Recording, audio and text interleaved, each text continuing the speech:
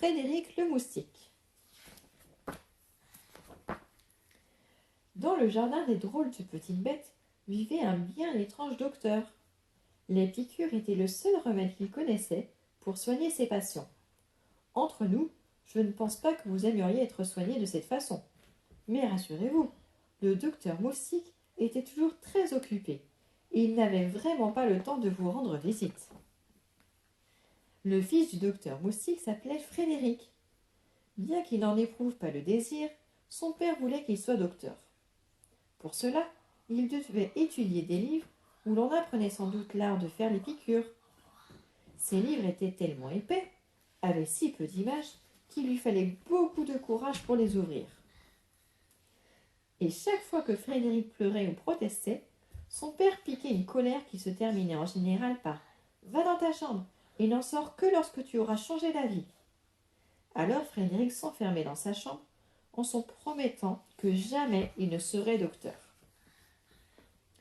Jusqu'au soir où quelqu'un frappa à la porte du docteur Moustique. C'était Carole la Luciole. La pauvre n'avait pas l'air très brillante. D'ailleurs, elle ne brillait pas du tout. Frédéric la fit entrer et lui demanda d'attendre le retour de son père.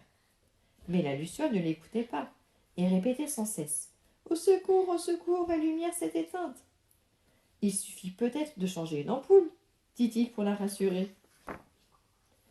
Comme la Luciole sanglotait, il tenta de la consoler en lui disant que son père savait très bien faire les piqûres. Seulement, au lieu d'être rassurée, la Luciole sauta au plafond en criant « J'ai horreur des piqûres !»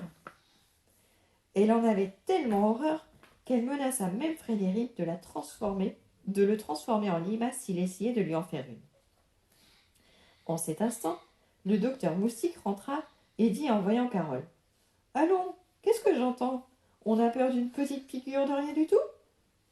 Et sans que Frédéric puisse le retenir, il se mit en position de piquer.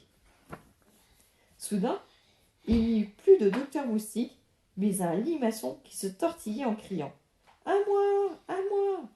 Ce n'est pas de ma faute, j'ai horreur des piqûres !» dit la Luciole, en sanglotant toujours dans son coin.